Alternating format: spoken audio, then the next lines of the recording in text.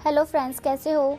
आज मैं Zootopia movie को एक्सप्लेन करूंगी। इस मूवी में बहुत सारे एनिमल्स हैं जो एक साथ रहते हैं और वो एक दूसरे का शिकार भी नहीं करते, और जहाँ ये सारे एनिमल्स रहते हैं उस जगह का नाम जूटोपिया है। मूवी की स्टार्टिंग में दिखाते हैं कुछ एनिमल्स अपने स्कूल में परफॉर्मिंग कर रहे होते हैं। वहाँ एक बन्नी बताती है कि आज से काफी साल पहले कुछ एनिमल्स वाइल्ड हुआ करते थे और वो छोटे मैमल्स का शिकार किया करते थे, लेकिन समय के साथ साथ सभी एनिमल्स एक दूसरे के साथ रहने लगे, एक साथ रहते, खाते पीते, एक साथ खेला करते। इसी के साथ बन्नी कहती है, मैं बड़ी होकर एक कॉप बनना चाहती हूँ, और इस बन्नी का नाम है जूडी। जूडी के पेरेंट्स उससे कहते हैं कि आज तक कोई भी बन्नी कॉप नहीं बना, क्यों ना तुम हमारे फार्मिंग पर ध्यान दो, क्योंकि हम फार्मिंग अच्छे से कर सकते हैं। जूडी के पेरेंट्स कैरेट की फार्मिंग किया करते थे, इसलिए वो चाहते थे जूडी बड़ी होकर उनके फार्मिंग को संभाले। इसके बाद दिखाते हैं फॉक्स कुछ मैमल्स को तंग कर रहे होते हैं। तभी जूडी वहाँ आकर फॉक्स से कहती है, तुम ऐसे किसी को परेशान नहीं कर सकते। उसके बाद वो फॉक्स जूडी से लड़ाई करने लगता है और जूडी के फेस पर अपने पंजों से निशान बना देता है और जूडी से कहता है कि तुम हमसे कभी नहीं जीत सकती। जूडी को बहुत हर्ट होता है, जिसके बाद वो पढ़ाई के साथ साथ अपनी फिजिकल अपीयरेंस को अच्छा करने के लिए बहुत मेहनत करने लगती है। अब वो दिन आ चुका था जब जूडी का सिलेक्शन कॉप में होने वाला था। मेयर पूरी मीडिया के सामने जूडी का इंट्रोडक्शन करवाते हैं। मेयर की एक असिस्टेंट भी थी, वो जूडी को कॉप बनता देख बहुत खुश थी और वो जूडी से कहती है कि मैं तुम्हारे लिए बहुत खुश हूँ, हम छोटे मैमल सब ऊपर उठने लगे हैं। मेयर की असिस्टेंट का नाम वेलवेदर है। इसके बाद जूडी अपने पेरेंट्स को गुड बाय करके जूटोपिया अपनी कॉप की जॉब के लिए निकल जाती है। जूटोपिया एक बहुत बड़ा शहर था जो बहुत सुंदर था। जूडी जूटोपिया पहुंच जाती है और अच्छे से रेडी होकर पुलिस स्टेशन पहुंचती है। यहाँ पर सभी कॉप्स का हेड होता है जिसका नाम बोगो है। बोगो सभी कॉप्स को बताता है कि यहाँ पर आए दिन मैमल्स गायब होते जा रहे हैं, अभी तक 14 मैमल्स गायब हो चुके हैं। इसके बाद बोगो सभी कॉप्स की एक टीम बनाकर इन मैमल्स को ढूंढने के लिए मिशन पर भेज देता है, लेकिन जूडी को सिर्फ पार्किंग चलान की जॉब दी जाती है। जूडी इस जॉब से खुश नहीं थी, वो भी मैमल्स को ढूंढना चाहती थी, कुछ बड़ा करना चाहती थी, लेकिन फिर भी ना चाहते हुए उसे इस काम को करना ही पड़ता है। जूडी की जॉब का पहला दिन बहुत ही खराब जाता है। उसके पेरेंट्स उसे कॉल करते हैं और जूडी से पूछते हैं आज का दिन कैसा गया, लेकिन जूडी उनसे झूठ बोल देती है कि सब कुछ अच्छा था। वो ऐसा इसलिए करती है ताकि उसके पेरेंट्स परेशान ना हो। अगले दिन भी जूडी का काम चालान काटना था। जूडी चालान काट रही होती है, तभी पास की शॉप पर एक चोर चोरी करके भाग रहा था। उस शॉप का शॉपकीपर जूडी से मदद मांगता है। वो कहता है तुम तो एक कॉप हो, प्लीज मेरी मदद करो, वो चोर मेरी शॉप का सामान लेकर भाग रहा है। तब जूडी उस शॉपकीपर की मदद करने के लिए उस चोर का पीछा करने लगती है और भागते भागते वो चोर उन सबसे छोटे मैमल्स की जगह में घुस जाता है। फिर जूडी भी उसके पीछे जाती है। जूडी सभी छोटे मैमल्स को नुकसान पहुंचाए बिना फाइनली उस चोर को पकड़ लेती है और पुलिस स्टेशन लाती है। इसके बाद बोगो जूडी से कहता है तुम्हारा काम सिर्फ चालान काटना था, चोरों को पकड़ने का नहीं। लेकिन जूडी बोगो से रिक्वेस्ट करती है कि मैं एक अच्छी कॉप बनना चाहती हूँ, प्लीज मुझे भी मुजरिमों को पकड़ने का काम दो। उनकी बात चल ही रही होती है कि तभी वहाँ एक फीमेल मैमल आती है जो बोगो से कहती है कि तुम मेरे हस्बैंड को कब तक ढूंढोगे, प्लीज उन्हें जल्दी ढूंढ दो। तभी जूडी उस फीमेल मैमल को प्रॉमिस कर देती है कि मैं तुम्हारे हस्बैंड को ढूंढूंगी। वो फीमेल मैमल काफी खुश हो जाती है, उसके बाद वहाँ से चली जाती है। इसके बाद बोगो जूडी को सिर्फ 2 दिन देता है उस फीमेल मैमल के हस्बैंड को ढूंढने के लिए, और अगर जूडी इन 2 दिनों में उसे ढूंढ नहीं पाई तो उसे रिजाइन देना पड़ेगा, यानी जॉब से निकाल दिया जाएगा। इसके बाद जूडी मिसिंग हुए एनिमल्स की फाइल देखती है, पर उसे उसमें कोई सबूत नहीं मिलता। इसके बाद जूडी एक फॉक्स से मिलती है जिसका नाम निक है। जूडी निक से हेल्प मांगती है क्योंकि निक ही यहाँ पर सब कुछ जानता था और वही मिसिंग हुए एनिमल्स को ढूंढने में मदद कर सकता था, लेकिन निक जूडी की हेल्प करने के लिए साफ मना कर देता है। इसके बाद जूडी निक को अपनी बातों में उलझाकर उसके मुंह से उगलवा लेती है कि वो एक दिन में $200 कमाता है, और ये सब जूडी रिकॉर्ड कर लेती है। जिसके बाद वो कहती है इस हिसाब से तो मैं तुम्हें अरेस्ट करवा सकती हूँ, मेरे पास तो तुमने जो कुछ कहा उसकी रिकॉर्डिंग भी है। इसके बाद निक जूडी की हेल्प करने के लिए मान जाता है। उस फीमेल लेडी के हस्बैंड का नाम एमिट है। एमिट जहाँ योगा क्लासेस लिया करता था, जूडी और निक वहीं जाते हैं। वहाँ पहुंचकर जूडी एमिट के दोस्तों से पूछताछ करती है। वहाँ उसे पता चलता है कि एमिट काफी दिनों से कुछ अजीब सा बिहेव कर रहा था,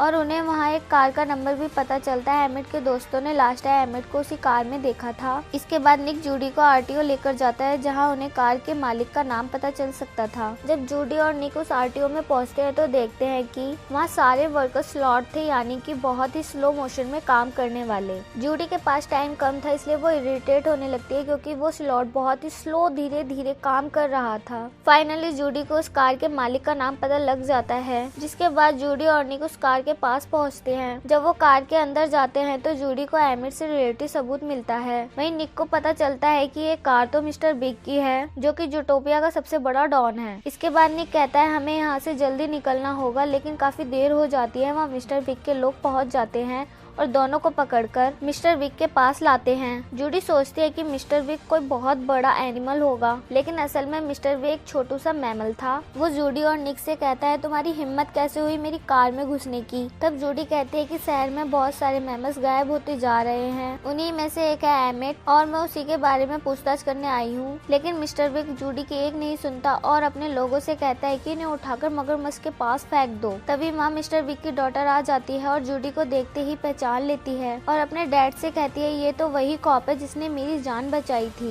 इसके बाद मिस्टर बिग जूडी और निक की मदद करते हैं। वो बताते कि एमिट मेरा काफी अच्छा दोस्त है, मैंने ही उसे अपने घर लाने के लिए अपनी कार भेजी थी, लेकिन अचानक पता नहीं उसे क्या हुआ, उसने मेरे ड्राइवर पर अटैक कर दिया। इसके बाद वो कहाँ गया किसी को नहीं पता। मेरा ड्राइवर तुम्हें एमिट की जानकारी दे सकता है। इसके बाद जूडी और निक मिस्टर बिग के ड्राइवर के घर जाते हैं। जब वो वहाँ पहुँचते हैं तो दरवाजे के बाहर ही ड्राइवर से एमिट के बारे में पूछताछ करते हैं, लेकिन जैसे ही दरवाजा पूरा खुलता है तो वो देखते हैं ड्राइवर भी अजीब सा हो गया था, वो अजीब सा हरकतें करने लगा था। इसके बाद वो जूडी और निक के पीछे पड़ जाता है। वो दोनों वहाँ से भागते हुए एक ब्रिज पर आ जाते हैं, पर अभी भी ड्राइवर उनके पीछे पड़ा था। वो जैसे तैसे वहाँ से बचकर जूडी पुलिस स्टेशन में कॉल करती है ताकि कोई हेल्प मिल सके। वो अपनी टीम को लेकर वहाँ पहुँच जाता है। उसके बाद जूडी उन्हें वहाँ लेकर जाती है जहाँ ड्राइवर को उन्होंने अटका दिया था, पर वहाँ पर कोई नहीं मिलता। जूडी बोगो से कहती है सच में मैंने उसे यही रखा था ताकि किसी को नुकसान ना पहुंचाए, लेकिन बोगो जूडी पर गुस्सा करता है क्योंकि उसे वहाँ कोई नहीं मिलता और उसे लगता है कि जूडी झूठ बोल रही है। वो जूडी से कहता है तुम एक अच्छी कॉप नहीं हो, अब तुम्हारी जॉब तो गई।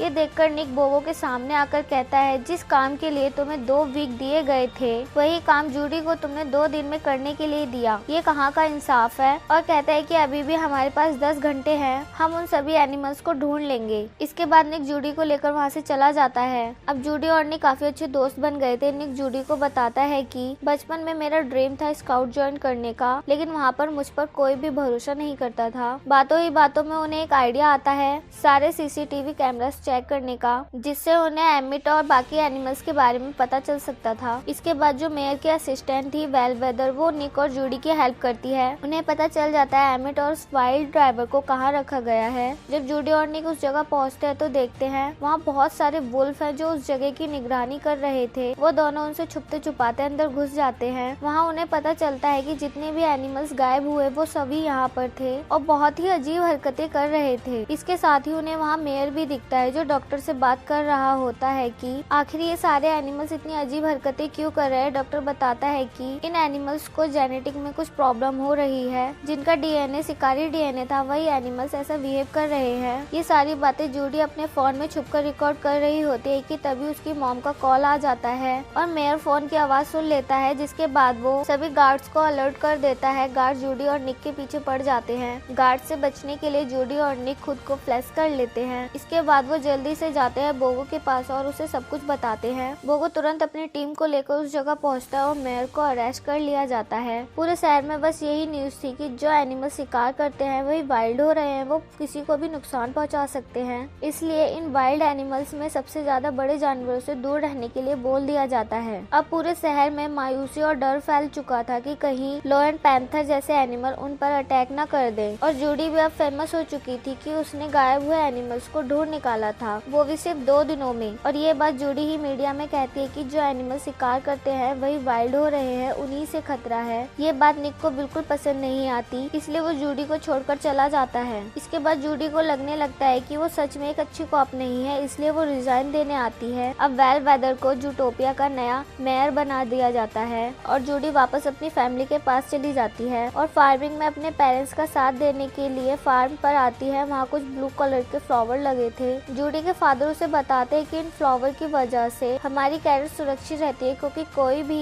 एनिमल इन्हें पार नहीं कर सकता। ये फ्लावर इतने पावरफुल है कि जो इन्हें सूंघता है वो खुद पर कंट्रोल खो देता है और इसे सूंघने से मर भी सकता है। उनकी बातें सुनने के बाद जूडी को कुछ याद आता है और वो वापस जूटोपिया के लिए तुरंत निकल जाती है। वो सीधा निक के पास जाती है और उसे समझाती कि जो एनिमल्स वाइल्ड हो रहे हैं वो उन ब्लू फ्लावर्स को सूंघने पर हो रहे हैं। निक जूडी की बात को समझ जाता है। उसके बाद वो दोनों उस चोर के पास जाते हैं जिसने उस ब्लू फ्लावर्स को चुराया था। वो चोर उन्हें बताता है कि इस काम को करने के लिए मुझे पैसे दिए गए थे, साथ ही उन ब्लू फ्लावर्स की फार्मिंग के बारे में बता देता है। उसके बाद जूडी और निक ब्लू फ्लावर्स की फार्मिंग को ढूंढने निकलते हैं। उन्हें वो जगह मिल जाती है। जब वो दोनों अंदर जाते हैं तो उन्हें वहाँ एक शिप मिलती है जो एक गन को बना रही होती है। उस गन से एनिमल्स को शूट करके वाइल्ड किया जा सकता था और वो सब एक ट्रेन में थे, इसलिए जूडी और निक पूरी ट्रेन को ही चुरा लेते हैं, लेकिन सारी शिप उनके पीछे पड़ जाती हैं। पर ट्रेन थोड़ी दूर चलने के बाद डिस्ट्रॉय हो जाती है और पूरे ब्लू फ्लावर्स की फार्मिंग जलकर खत्म हो जाती है। इसी के साथ सारे सबूत मिट चुके थे। जूडी कहती है अब मैं बोगो को कैसे समझाऊंगी, वो मेरी बात पर भरोसा नहीं करेगा। लेकिन निक ने उस गन को पहले ही अपने पास रख लिया था। जिसके बाद जूडी और निक बोगो के पास जाने के लिए निकल जाते हैं, लेकिन उन्हें बीच में बेलवेदर मिल जाती है और उस गन को मांगने लगती है, लेकिन जूडी को उस पर शक होता है। वो कहती है तुम्हें इस गन के बारे में कैसे पता और तुम्हें किसने बताया कि हम इस गन को लेकर यहाँ आने वाले हैं। अब जूडी को समझ आ जाता है कि बेलवेदर ही असली विलन है, वही ये सब करवा रही है। उसके बाद जूडी और निक वहाँ से भागने लगते हैं। बेलवेदर अपने सारे गार्ड उनके पीछे लगवा देती है। जूडी और निक सबसे बचते हुए भाग रहे होते हैं, लेकिन वो दोनों एक गड्ढे में जाकर गिर जाते हैं और बेलवेदर को वो गन मिल जाती है। इसके बाद बेलवेदर सब कुछ कन्फेस कर लेती है कि सब कुछ उसी ने करवाया। लोगों के मन में भी उसी ने ये डर बैठाया कि बड़े जानवर नुकसान पहुंचा सकते हैं। मैं चाहती थी कि सिर्फ मुझ जैसे छोटे जानवर ही इस जूटोपिया में रहें। इसके बाद वो उस गन से निक पर अटैक करती है ताकि वो वाइल्ड हो जाए और जूडी को मार दे। जैसे ही वो निक को शूट करती है, निक अजीब सी हरकतें करने लगता है और जूडी के पीछे पड़ जाता है। सभी को लगता है निक वाइल्ड हो गया है, लेकिन वो ये सब ड्रामा कर रहा था। असल में उस गन में जूडी ने पहले ही अपने फार्मिंग की ब्लू बेरीज रख दी थी, इसलिए निक को कुछ भी नहीं होता। और जूडी ने बेलवेदर की सारी बातें रिकॉर्ड कर ली थी। जिसके बाद असली विलन को गिरफ्तार कर लिया जाता है और मेयर को छोड़ दिया जाता है। इसी के साथ इस बीमारी का एंटीडोज भी बना लिया गया। सारे वाइल्ड एनिमल्स अब ठीक होने लगे थे। इसके बाद जूडी को प्राइज मिलता है और निक को कॉप के लिए सिलेक्ट कर लिया जाता है। निक और जूडी अच्छे दोस्त और अच्छे कॉप बन चुके थे। इसके बाद कॉप्स की मीटिंग होती है और सभी कॉप्स को अपना अपना मिशन दे दिया जाता है। बोगो ने फिर से जूडी और निक को स्पीड ट्रैकिंग का काम दिया था, यानी कि सिग्नल तोड़ने वालों का चालान काटना। जूडी और निक दोनों ही इस काम से खुश नहीं थे, लेकिन फिर भी उन्हें ये काम करना ही पड़ता है। एक कार स्पीड ट्रैकिंग करती उनके सामने से जाती है। वो उसका पीछा करते हैं और उसे पकड़ लेते हैं। जब वो देखते हैं कि स्पीड ट्रैकिंग करने वाला कोई और नहीं बल्कि दुनिया का सबसे स्लो चलने वाला स्लॉट है। स्लॉट को देखकर निक और जूडी हैरान हो जाते हैं। अब जूटोपिया में खुशी का माहौल हो चुका था। सभी एनिमल्स जूडी को अच्छा कॉप मानने लगे थे और इसी के साथ इस मूवी के हैप्पी एंडिंग होती है। Thanks for watching.